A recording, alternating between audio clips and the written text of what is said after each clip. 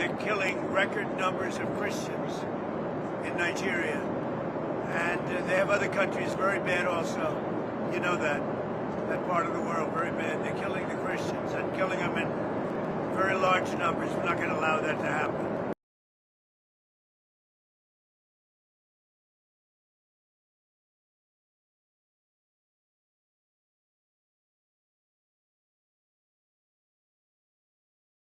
This is an incredibly complex question. Let me say this. Nigeria is a very complex country. The situation is very difficult and needs careful thought. It has religious issues involved in it. It has resource issues involved in it. It has different complexities. So I just think we need careful thinking through.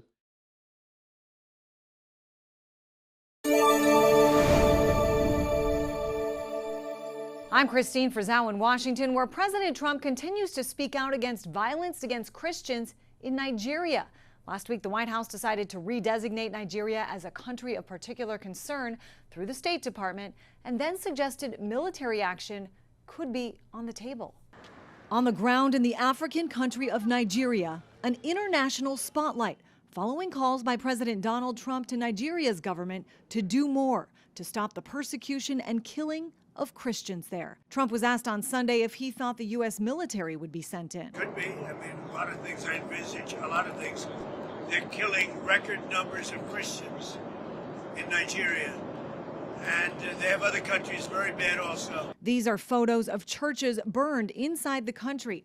Over the summer, a series of horrific killings involving Christians, including in Yelwata. We've blurred the images of the bodies. There were 200 believers that were killed in one evening. Homes were locked and set on fire as people tried to escape. They were shot or attacked with machetes. And these were men, women, and children. Ryan Brown's organization Open Doors US, which tracks Christian persecution around the world, released this map for 2025, highlighting the highest levels of overall persecution of Christians. And while countries like North Korea, Somalia, and Yemen sit at the very top of the list, Nigeria at number 7 also has its own troubling distinction. In Nigeria in particular, more people have been killed because of their faith in Jesus over the last year than all other places in the globe combined.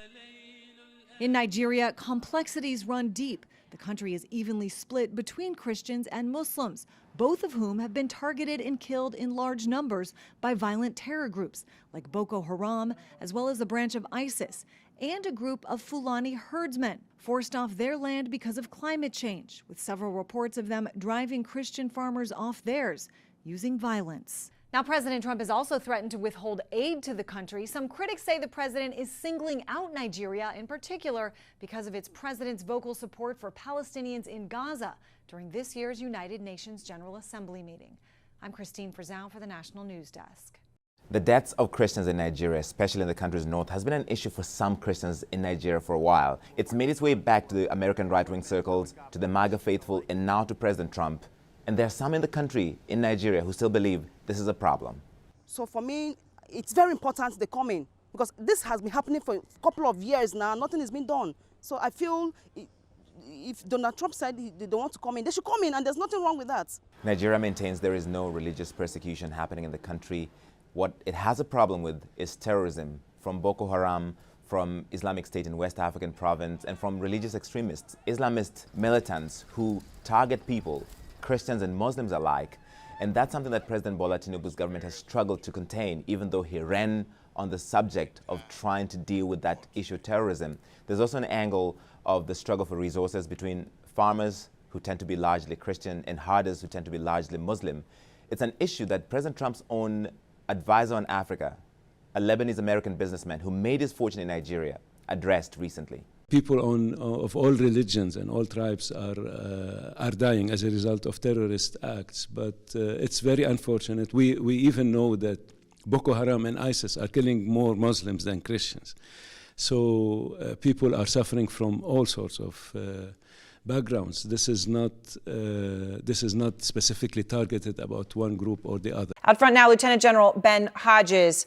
General Hodges, I really appreciate your time, and I'm grateful to be talking with you. You just heard Elena's reporting when Trump put up the post threatening that the United States could go into Nigeria, his words, guns a-blazing, and her reporting was that explicitly followed a Fox News segment, right? So we saw the segment, and he threatens the United States going into the largest country in Africa with its guns blazing. What's your reaction to that?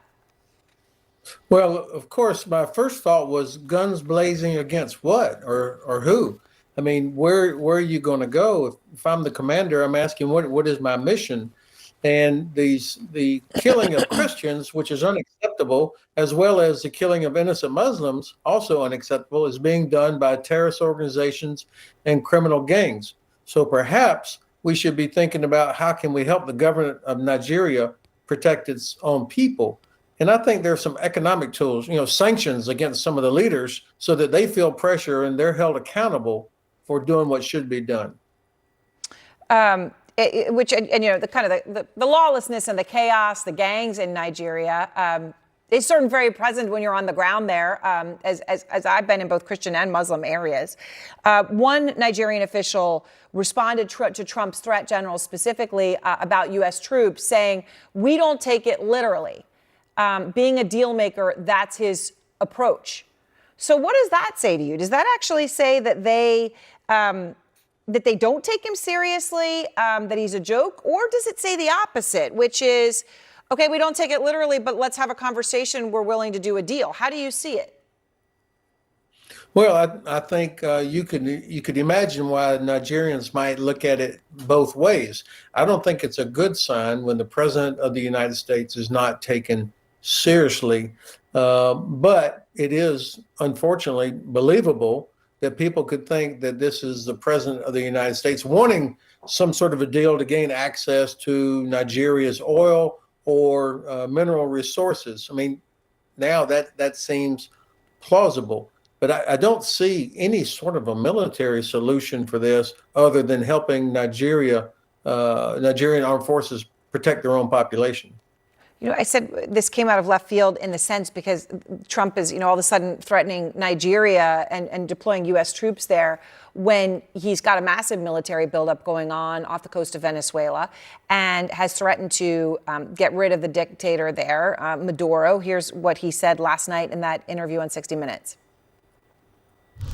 On Venezuela in particular, are Maduro's days as president numbered? I would say, yeah. I think so, yeah. So far, this is what we know, General, and we don't know a lot because there is a veil of ignorance that has been put over everything that the Trump administration is doing in Venezuela. But at least 64 people have been killed. We know of 16 known strikes on boats over the past 2 months. That's what we know of, and some of these they've been proud to put out there.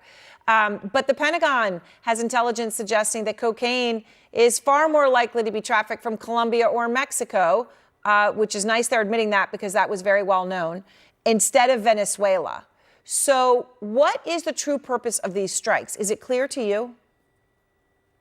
No, it seems to me, and of course, I, like all Americans, hate to see the flow of drugs coming into our country, killing thousands of people. But the audio and the video are not matching here. They're blowing up boats in the Caribbean coming from Venezuela, but fentanyl comes up through Mexico. And fentanyl has been the drug that they've talked about that's so terrible.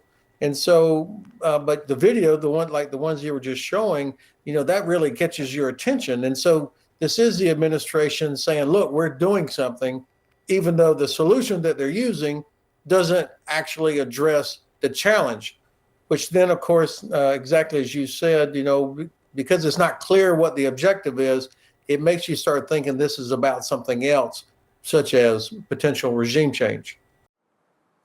Well, President Trump's comments painting Nigeria as anti-Christian has been met with reactions from the country's president, Bola Tinubu, who says that simply is not a reflection of his country. Also adding that his government has made concerted efforts in protecting the freedom of religion. We also heard earlier today from the WTO chief and former finance minister in Nigeria, Dr. Ngozi Okonjo-Iweala.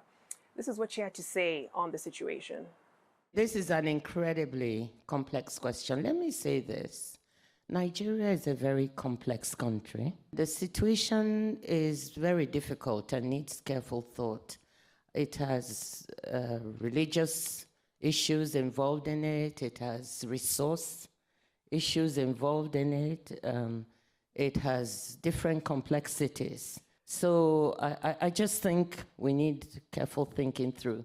Now, complex is certainly the word to describe the issue of insecurity and insurgency in the country. And even though religion is a very important fault line in Nigeria, it's not the main driver of the violence. In fact, according to reports from individuals that have been monitoring the violence over the last few years, they say more Muslims are killed in these attacks. And the reason for this is because groups like Boko Haram or other ISIS-affiliated groups carry out their attacks primarily in the northeastern part of the country. Northern Nigeria is occupied primarily by Muslims, and the south is predominantly Christian. And so this is a very multi-layered and complex issue, as was said by the WTO chief. And it brings other issues such as conflicts over resources like land and livestock between herders and farmers. And so it definitely points to this issue of geography being a bigger determinant as to who is a victim than it is religion or faith. Victoria Rubadiri, CNN, Nairobi.